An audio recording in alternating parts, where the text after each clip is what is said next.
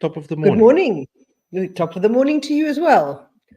So it's a beautiful day. The farmers are all harvesting their wonderful stone fruit, and the grape season is also starting.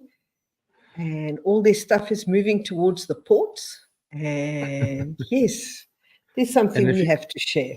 And if you can't see what the title is of this this morning's news, look closely.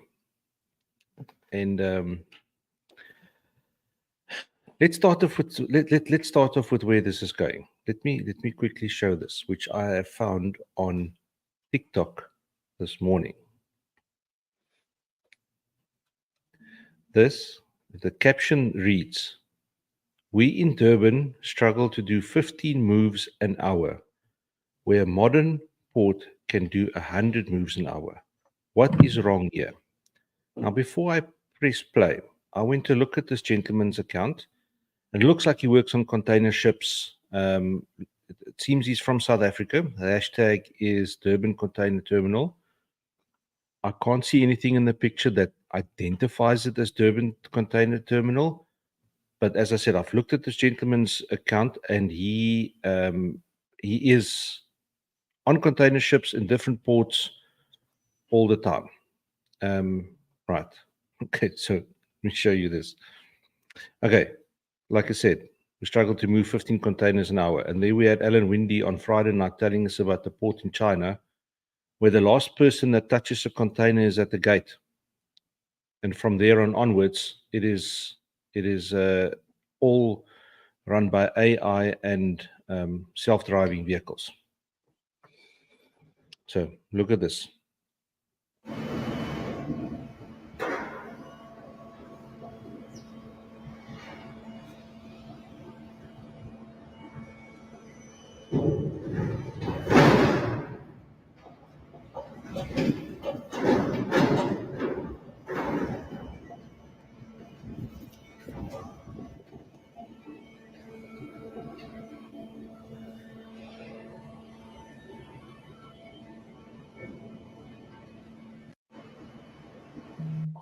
Okay, it is a okay. I don't know if this goes on with every single one that must be picked up, or what the story is. Whatever you say, even if you could film, it doesn't matter whether it happens day or night or only once in a while or whatever, just what we just saw versus what is happening in the rest of the world with loading and unloading containers. This is something that has to happen fast. It has to be taken seriously, and money needs to be spent on the equipment and on the training, bottom line. And on the operator.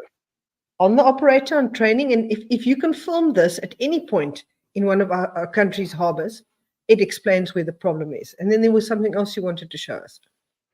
Okay. Right, let me get that quickly. So this is also here. Again, found this morning.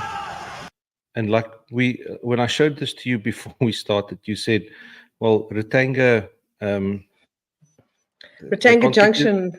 They can't get it through the Rutanga. I said, well, the Rutanga is closed. So yes, so it's not a theme park. It's sounds like South African people. Yeah, but look at this.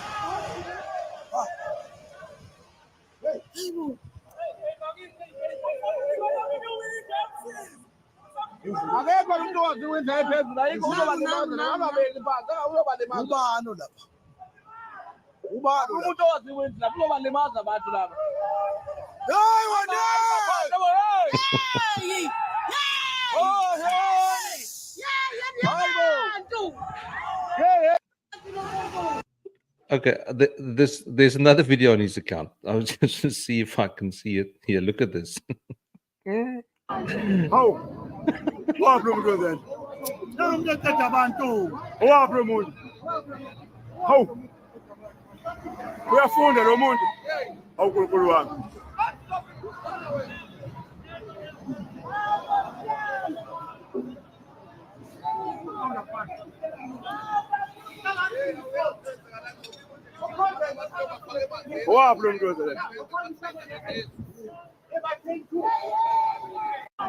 Oh.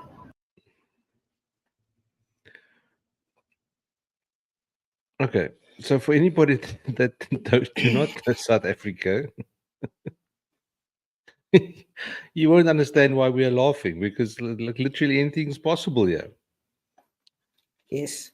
And then in IOL, headline news, crisis at South Africa's ports with thousands of containers left stranded.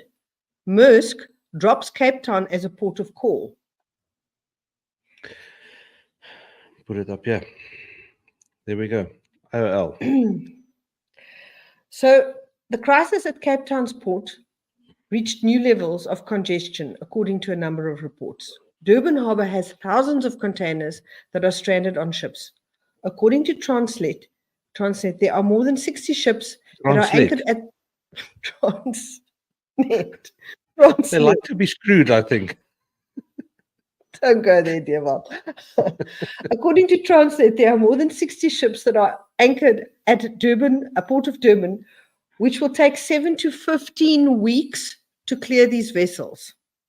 The state-owned entity said that 20 of the 63 ships docked in Durban are meant to head to Durban container terminals.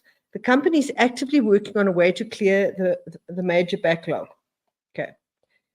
So, and then there's a whole story there was this photo from Dean McPherson, who's an MP. I'm not sure exactly who Dean McPherson is.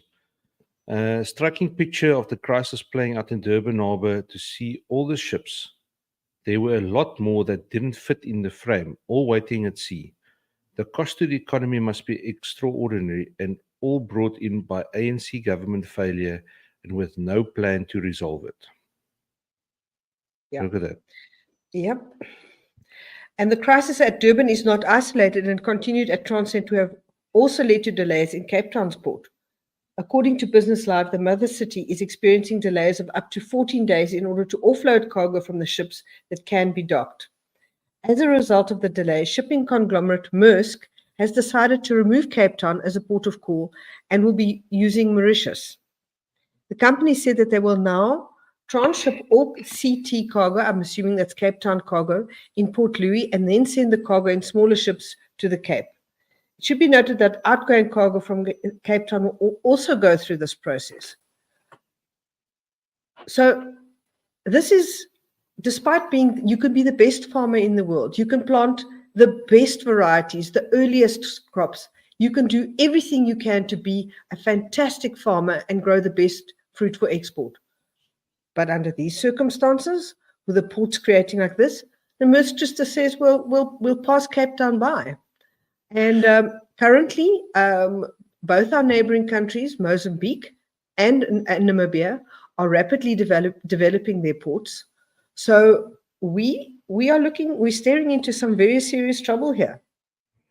So again, we are just telling what we see online. This is, and we can give our own objective opinions, but there are people out there that do know more than us or what has been written here. And we would love to invite anybody of those to come on and just chat to us. We don't have a massive footprint, but we do have people that do listen. Maybe a difference can be made. If anybody from Maersk is listening, if anybody from the fruit industry or the ports that do want to tell what the actual story is, please come and have a chat to us. Yes. Yeah, because looking at this, I can't see a company like Maersk. Yes, there's the issues at the ports, and they might have said, "Well, screw you! I'm not going to stop you. I'm not going to spend more money here." But maybe the thing they're implementing moves quicker. Maybe those smaller ships can dock in Mossel Bay, and then a container can be loaded on there. I don't think there's any cranes there, but I'm just making a hypothetical statement here. Is that the smaller harbour might be able to be used to load something on a ship, and that might work quicker. But then again, is Mauritius so efficient that it will offload and load the ships in a timiest manner that the stuff don't stand around? That begs another question. And the point is that you're making, Dewald, is that we really don't know. We are speculating. we'd see this as a very serious problem, and it would be very nice for somebody who's in the know to be able to tell us more. And the clips that we found on social media that we showed now, we can't verify where they were taken. We don't know. There might be isolated incidents, but nonetheless, we found them when we looked. So the point is, this is what we're seeing, and the two and two don't add up to government looking like it's trying too hard to actually assist all our producers, not just fruit producers, everybody else that's producing stuff in our country to try and export it, to bring much needed foreign capital into our country.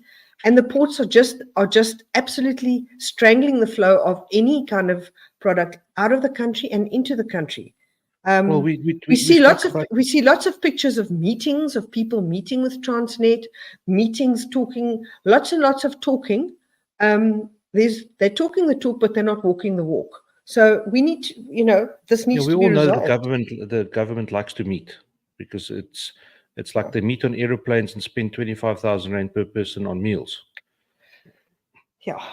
So, okay, what's the wrap up on this? The wrap up on this is the ports are busy slowly killing any trade in and out of our country, and it's hurting individuals, it's hurting jobs, it's hurting our economy in a general sense, and it's been a problem for years. And they've been the organized business has been asking for years for things to get fixed, but nothing seems to be happening.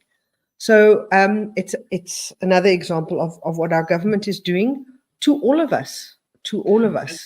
And there's been, the Western Cape has been running like a well-oiled machine. Yes, there is gravel roads that must be covered with that. But when we spoke yesterday, when we saw this article, is that the only thing that is still being run by the national government in the Western Cape that they've got full control over is the ports. The railway lines are stuffed. Even if they do get up and going tomorrow, it's not going to make a significant impact. Western Cape is actively working on getting the energy crisis under the knee. It's like Alan Windy said on Friday night, there's going to be a town in the Western Cape soon that's not going to have any load shedding. They are working their asses off to do that. The only thing that they cannot touch and they can only meet about is the bloody ports. And again, this is my opinion, is I think that our national government is trying to keep that in there. We had a growth of 305,000 new jobs in the Western Cape in the last year. And of which a heap of that's in the agriculture. 50% of all agricultural exports in South Africa comes from Cape Town. Goes through is from the Western Cape and has to go through Cape Town port. It's almost like it's the last stranglehold that the national government has on the Western Cape, and they are refusing to let it go and to make it work. Yeah, and it has dire consequences for the agricultural sector. Well, we hope to hear from somebody who would like to come and tell us more, and we pray that something might change, because this is very bad news for our industry. And this article was sent to us yesterday by somebody that do listen to us on the morning, and said, please talk about this. So if anybody finds interesting things and they would like to hear what we think about it, please feel free to share it to us.